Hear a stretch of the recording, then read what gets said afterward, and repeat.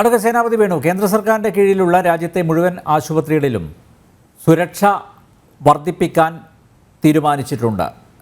നിലവിലുള്ളതിനേക്കാൾ 25% അധികം സുരക്ഷ കൂടി വർദ്ധിപ്പിക്കാനാണ് ഇപ്പോൾ കേന്ദ്ര ആരോഗ്യ മന്ത്രാലയം നിർദ്ദേശിച്ചിരിക്കുന്നത്. നിലവിലുള്ള സ്റ്റാൻഡേർഡ് സുരക്ഷാ പ്രോട്ടോക്കോളിന് പുറമെ സർക്കാർ ആശുപത്രികളിൽ നിന്നുള്ള വ്യക്തിഗത അഭ്യർത്ഥനകളുടെ കൂടി അടിസ്ഥാനത്തിൽ സുരക്ഷാ വിലയിരുത്തലുകൾ നടത്തണമെന്നൊരു നിർദ്ദേശം വന്നിട്ടുണ്ട്. മാത്രമല്ല, സുപ്രീം കോടതി ഇന്നൊരു 10 അംഗ ദൗത്യ സംഘത്തിന് രൂപം നൽകിയിട്ടുണ്ട്. ഇപ്പോൾ രാജ്യത്ത് നിയമങ്ങൾ ഉണ്ട്, നിയമങ്ങളുടെ അപര്യാപ്തതയോ അഭാവമോ ഒന്നുമില്ല. പക്ഷേ എങ്കിലും ഇത്തരം അതിക്രമങ്ങൾ ആവർത്തിച്ചു വരുന്നു. എവിടെയാണ് പിഴവ് സംഭവിക്കുന്നത്? അല്ല, ഇവിടെ നമ്പ്യാരെ വേലിയ വിളവ് തിന്നിരിക്കുന്നത്. ഇപ്പോ സാധാരണഗതിയിൽ ആശുപത്രിയിൽ ഡോക്ടർമാരെ, ഇപ്പം ഹരിദാസ് സാർ ഇവിടെ സൂചിപ്പിച്ച പോലെ വന്ദനാദാസിന്റെ കാര്യത്തിലാണെങ്കിൽ ഇവിടെ ചികിത്സയ്ക്ക് കൊണ്ടുവന്ന അല്ലെ പരിശോധനയ്ക്ക് കൊണ്ടുവന്ന ഒരു രോഗി, അവന്റെ ക്രിമിനൽ അത് പിന്നീട് ആണ് ആക്രമിച്ചത്. അതല്ല എങ്കിൽ മറ്റ് പല സ്ഥലങ്ങളിലും ഒക്കെ ആശുപത്രിയിൽ അക്രമം നടത്തുന്നത് ചികിത്സയ്ക്കെത്തുന്ന രോഗികളോ രോഗികളുടെ ബന്ധുക്കളോ. ഇവിടെ അതല്ല. ഇവിടെ ഈ ആശുപത്രിയുടെ സുരക്ഷയ്ക്ക് ചുമതല വഹിക്കുന്ന എന്താ പറഞ്ഞ ഒരു സിവിൽ പോലീസ് വോളണ്ടിയർ ആണ്. അതാണ് ഇവിടെ നമ്മളെ ഭയപ്പെടുത്തുന്നതും ഉത്കണ്ഠപ്പെടുത്തുന്നതും. ഇവിടെ വേലി തന്നെ, അതായത് ആ ഡോക്ടർക്ക് കൂടി സംരക്ഷണം കൊടുക്കാൻ ബാധ്യസ്ഥനായ ആളാണ്. അയാളിൽ നിന്നാണ് ഈ ക്രൂരമായ പീഡനം ഉണ്ടായിരിക്കുന്നത് എന്നുള്ളതാണ്. ഏതായാലും കേന്ദ്ര ഗവൺമെന്റ് ഇക്കാര്യത്തിൽ എടുത്തിരിക്കുന്ന, അപ്പം ആശുപത്രിയിൽ ചികിത്സ നടത്തുന്ന ഡോക്ടർമാർ, നഴ്സുമാർ അല്ലെങ്കിൽ ആശുപത്രി സ്റ്റാഫുകൾ, അവർക്ക് ഈ രാജ്യത്ത് സംരക്ഷണം കിട്ടണം എന്നുള്ള കാര്യത്തിൽ ആർക്കാണ് തർക്കമുള്ളത്? അവർക്ക് സംരക്ഷണം കിട്ടിയേ മതിയാവൂ.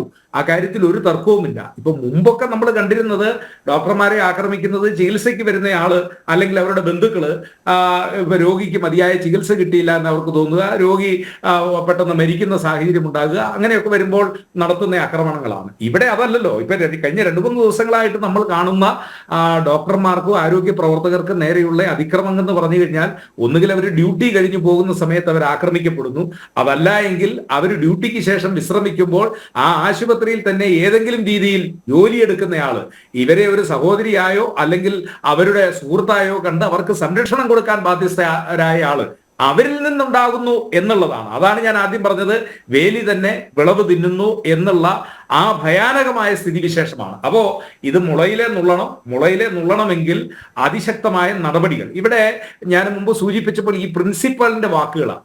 അത് പ്രിൻസിപ്പാളിന്റെ വാക്കുകൾ മാത്രമല്ല, ചില സ്ഥാപനങ്ങളുടെ മേധാവികളായിരിക്കുന്ന ആളുകളുടെ ചില ഘട്ടത്തിലെ വാക്കുകൾ നമ്മളെ വല്ലാതെ എന്താ പറയുക നിരാശപ്പെടുത്തുന്നു. ഞാൻ പൂക്കോട് വെറ്റിനറി സർവകലാശാലയില് സിദ്ധാർത്ഥ് എന്ന് പറയുന്ന വെറ്റിനറി സർവകലാശാലയിലെ വിദ്യാർത്ഥി വളരെ ക്രൂരമായി റാഗി ചെയ്ത് പീഡിപ്പിക്കപ്പെട്ട് കൊല ചെയ്തപ്പോ അവിടുത്തെ ഡീനിനോട് ചോദിച്ചു. അപ്പൊ ഡീനിന്റെ വാക്ക് കേട്ട് കഴിഞ്ഞാൽ നമ്മൾ അടുത്താണ് നിൽക്കുന്നെങ്കിൽ ഏത് സമാധാനകാംക്ഷിയും പ്രകോപിതനായി, അല്ല അയാൾ പറഞ്ഞു തന്നെ എനിക്ക് ഇതിലൊന്നും ഉത്തരവാദിത്വമില്ല, ബാധ്യതയില്ല, ഞാൻ അവിടെ ഇതൊന്നും അല്ല നോക്കാനായിട്ട് പോകുന്നു. വാർഡനോട് ചോദിക്കുമ്പോൾ വാർഡൻ പറയുന്നതും ഈ രീതിയിലുള്ള മറുപടിയാണ്. ഞാൻ പറയുന്നത് പൂക്കോട് വെറ്റിനറി സർവകലാശാലയിലെ വാർഡന്റെയും ഡീനിന്റെയും അതേ മറുപടി തന്നെയാണല്ലോ ഈ പ്രിൻസിപ്പാളും പറയുന്നത്. ഈ ഉത്തരവാദിത്വപരമായ കസേരയിൽ ഇരിക്കുന്ന അല്ലെങ്കിൽ പദവിയിൽ ഇരിക്കുന്ന ഒരാള് പറയേണ്ട ഒരു മറുപടിയോ, കാരണം ഇവരുടെയൊക്കെ ഒരു വിധേയത്വം ആരോടാണ് എന്നുള്ളത് നമ്മൾ സംശയിക്കപ്പെടുകയാണ്. ഇപ്പൊ ഇവിടെയാണ് എങ്കിൽ SFIക്കാരനെ ഭയപ്പെടണം, അവിടെ ഇപ്പൊ ആരെയാണ് ഭയപ്പെടേണ്ടത്? തൃണമൂലുകാരനെ ഭയപ്പെടണം എന്നുള്ള ഒരു സ്ഥിതിയാണ് എങ്കിൽ ആ ഭയാനകരമായ, ഇല്ലെങ്കിൽ അവർക്ക് അങ്ങനെ ജോലി ചെയ്യേണ്ട സാഹചര്യം അത് മാറണം. ഇത്തരത്തിലുള്ള ആളുകളൊക്കെ ഉത്തരവാദിത്വം ഏറ്റെടുക്കണം. ആ ഉത്തരവാദിത്വം ഏറ്റെടുക്കാതെ അവർ നടത്തിക്കൊണ്ടിരിക്കുന്ന ഈ രീതിയിലുള്ള നിരുത്തരവാദപരമായ പ്രസ്താവന, ആ പ്രസ്താവന തന്നെ അവര് ആ സ്ഥാനത്തിരിക്കാൻ യോഗ്യനല്ല എന്നുള്ളതാണല്ലോ. മുമ്പ് പറഞ്ഞ കപിൽ സിബലിന്റെ കാര്യം ഞാൻ വീണ്ടും പറയുന്നു. കപിൽ സിബല് 2022 അദ്ദേഹത്തിന് എന്താ പറഞ്ഞ രാജ്യസഭാ സീറ്റ് കിട്ടാതെ വരുന്ന സാഹചര്യം വന്നപ്പോൾ അദ്ദേഹം കോൺഗ്രസ് വിട്ടു. അദ്ദേഹം സമാജ്വാദി പാർട്ടിയിൽ ശ്രീ അഖിലേഷ് യാദവാണ് അദ്ദേഹത്തെ സ്വീകരിച്ചത്. അവരുടെ പാർട്ടിയുടെ മെമ്പർഷിപ്പിലാണ് അല്ലെങ്കിൽ അവരുടെ പാർട്ടിയുടെ പിന്തുണയിലാണ് അദ്ദേഹം ഇപ്പൊ രാജ്യസഭയിൽ ഉള്ളത്. ഇനിയിപ്പോ തൊഴിൽപരമായിട്ട് അദ്ദേഹത്തിന് ചിലപ്പം ഈ കാര്യത്തിൽ എന്താ പറഞ്ഞ അദ്ദേഹത്തിന്റെ മികവ് തെളിയിക്കുന്നതിന് വേണ്ടിയുള്ള വേദിയായിട്ടായിരിക്കാം ഇത് ഉപയോഗിക്കുന്നത്. പക്ഷേ ഇതിലൊക്കെ ഒരു ധാർമ്മികതയുണ്ട്. ആ ധാർമ്മികത ഞാൻ മനസ്സിലാക്കുന്നത്, കപിൽ സിബല് അദ്ദേഹം ഡൽഹി ബാർ അസോസിയേഷന്റെ പ്രസിഡന്റ് കൂടിയാണ്. അതോടൊപ്പം സുപ്രീം കോടതി സുപ്രീം കോടതി ബാർ അസോസിയേഷൻ പ്രസിഡന്റാണ്. അദ്ദേഹം ഈ കേസുമായിട്ട് വന്നപ്പോ ജസ്റ്റിസ് DY ചന്ദ്രചൂഡ് പറഞ്ഞ പരാമർശം അത് യഥാർത്ഥത്തിൽ അദ്ദേഹത്തെ കളിയാക്കിക്കൊണ്ട് നിങ്ങളെപ്പോലെ ഒരാള് ഇതിന് വരാൻ പാടുണ്ടോ എന്ന ചോദ്യമാണ് ഇൻഡയറക്റ്റ് ആയിട്ട് നിങ്ങളെ കണ്ടതിൽ വലിയ സന്തോഷമുണ്ട് എന്ന് പറഞ്ഞത് എന്നാണ് അതിന്റെ അർത്ഥമായിട്ട് ഞാൻ മനസ്സിലാക്കുന്നത്. ഏതായാലും അത് നാളെയും മറ്റന്നാളും ഒക്കെ പത്രങ്ങളിൽ ഉണ്ടാകും എന്ന് നമുക്ക് പ്രതീക്ഷിക്കാം. ഇവിടെ നമ്മൾ ചർച്ച ചെയ്യുന്ന വിഷയം ഇവിടെ വേലി തന്നെ വിളവ് തിന്നിരിക്കുന്നു. ഇവിടെ ഉത്തരവാദിത്തപ്പെട്ട ആളുകൾ വന്ദനാദാസിന്റെ കാര്യത്തിൽ പോലീസ് ഉദ്യോഗസ്ഥന്മാർക്കുണ്ടായ പിഴവാണ്, അല്ലെങ്കിൽ അവർക്ക് സുരക്ഷ കൊടുക്കേണ്ട ആളുകൾക്കുണ്ടായ പിഴവാണ്. മറിച്ച് ഇവിടെ അതല്ല. ഇവിടെ ഒരു ആശുപത്രിയിൽ സുരക്ഷാ ഉദ്യോഗസ്ഥനായിട്ട് അല്ലെങ്കിൽ അവിടെ എന്താ പറഞ്ഞ സിവിൽ വോളണ്ടിയർ ആയിട്ട് ജോലി ചെയ്യുന്ന ആള്, ആശുപത്രിയുമായി നിരന്തരമായിട്ട് ബന്ധപ്പെടുന്ന ആള്, അവിടുത്തെ ഡോക്ടർമാരും അല്ലെങ്കിൽ മെഡിക്കൽ വിദ്യാർത്ഥികളും ഒക്കെ ആയിട്ട് വളരെയധികം പരിചിതനായ ഒരാള് ആ സഞ്ജയ് റായെ ഈ കുറ്റകൃത്യം ചെയ്തിട്ട് ആശുപത്രിയുടെ ഭിത്തി ഇടിച്ചു തകർത്ത് തെളിവുകൾ നശിപ്പിക്കാൻ അല്ലെങ്കിൽ 10-14 മണിക്കൂർ നേരം FIR രജിസ്റ്റർ ചെയ്യാൻ, ഇനിയിപ്പോ ബലാത്കാരത്തിനോ അക്രമത്തിനോ അല്ല എങ്കിലും സ്വാഭാവിക ഒരു മരണത്തിന് അൺനാച്ചുറൽ ഡെത്ത്, ആ അൺനാച്ചുറൽ ഡെത്തിന് 174 ആയിട്ട് CRPC, ഇപ്പൊ CRPC മാറി വന്നിരിക്കുന്ന അത് സെക്ഷൻ എന്തോ ഞാനത് കോട്ട് ചെയ്യുന്നില്ല. പക്ഷെ ഞാൻ പറഞ്ഞത് അങ്ങനെയെങ്കിൽ പോലും ഒരു FIR രജിസ്റ്റർ ചെയ്യാൻ ബാധ്യസ്ഥമായ പോലീസ് ഉദ്യോഗസ്ഥന്മാര്, ആ പോലീസ് ഉദ്യോഗസ്ഥന്മാര് ഒക്കെ ആർക്ക് വേണ്ടിയാണ് ഇവർ നിലകൊള്ളുന്നത് എന്ന് കാണുമ്പോൾ നമുക്ക് ഭയം തോന്നുന്നു.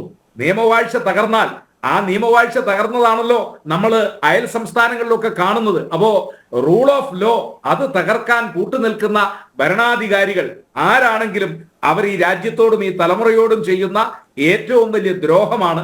ഞാൻ ആദ്യം പറഞ്ഞത് വീണ്ടും ആവർത്തിക്കുന്നു. ഞങ്ങളൊക്കെ ഒരു കാലഘട്ടത്തിൽ ഏറെ ഉറക്കെ സിന്ദാബാദ് വിളിച്ച മമതാ ബാനർജിയെ പോലെ ഒരാള് അവർ ബംഗാളിൽ ഭരണം നടത്തുമ്പോൾ ഇങ്ങനെ ഒരു ദുരന്തം ആ സംസ്ഥാനത്ത്, കാരണം ബംഗാളിനെ കുറിച്ച് നമ്മളൊരു ചരിത്രം പണ്ട് ബംഗാളികൾ പറയുന്നത് എന്താ, ആജ് ജോ ബംഗാൾ സോച്ചത്തെ ഹേ കൽ ഹിന്ദുസ്ഥാൻ സോച്ചത്തെ, ഇന്ന് ബംഗാൾ ചിന്തിക്കുന്നതാണ് നാളെ ഇന്ത്യ ചിന്തിക്കുന്നത്. കാരണം ആ ബംഗാളിന് അത് രവീന്ദ്രനാഥ ടാഗോറിലും സുഭാഷ് ചന്ദ്രബോസിലും ബങ്കിം ചന്ദ്ര ചാറ്റർജിയിലും, കാരണം അതൊരു സംസ്കാര സമ്പന്നരുടെ നാടാണ്. BC റായിയെ പോലെ ആരോഗ്യരംഗത്ത്, കാരണം അദ്ദേഹമാണ് ഭാരതത്തിന്റെ സാംസ്കാരിക തലസ്ഥാനം അല്ലെ, ഭാരതത്തിന്റെ സാംസ്കാരിക തലസ്ഥാനമായിരുന്നു ഒരു കാലത്ത്. പക്ഷേ ആ സാംസ്കാരിക തലസ്ഥാനം ഇന്ന് ഈ നിലയിലേക്ക് അധപ്പതിച്ചു പോകുമ്പോ നമുക്ക് എന്താ പറഞ്ഞേ, നമുക്ക് ദുഃഖം തോന്നുന്നു മനസ്സിൽ. കാരണം ഇതല്ല നമ്മൾ കണ്ട ബംഗാള്, ആ ബംഗാളിന്റെ ചരിത്രം ഇതല്ല. ആ ബംഗാളിൽ ഈ ക്രിമിനലുകളും ഗുണ്ടകളും, ഞാൻ ആദ്യം പറഞ്ഞു ഇപ്പൊ രാഷ്ട്രീയമല്ല പറയുന്നത്, ഒരുപക്ഷെ 35 കൊല്ലക്കാലത്തെ കമ്മ്യൂണിസ്റ്റ് ഭരണത്തിന്റെ ബാക്കി പത്രം അതിപ്പോഴും തുടരുന്നു. അതിന്റെ നിറവും രൂപവും മാറിയിട്ടുള്ളൂ എന്നുള്ളതാണ് ഇപ്പൊ നമ്മൾ കാണുന്നത്. ഇത് മാറിയേ മതിയാകൂ. ഇത് മാറുന്നതിന് ഇപ്പോ സുപ്രീം കോടതിയുടെ ഇടപെടൽ, അത് അതിശക്തമായിട്ടുള്ള ആ ഇടപെടൽ അതിന് കാരണമാകട്ടെ, അതിനൊരു വഴിയാകട്ടെ, മാർഗമാകട്ടെ എന്നാണ് എനിക്ക് ഈ ചർച്ചയിൽ സൂചിപ്പിക്കാനുള്ളത്. ശ്രീ നമ്പ്യാർ.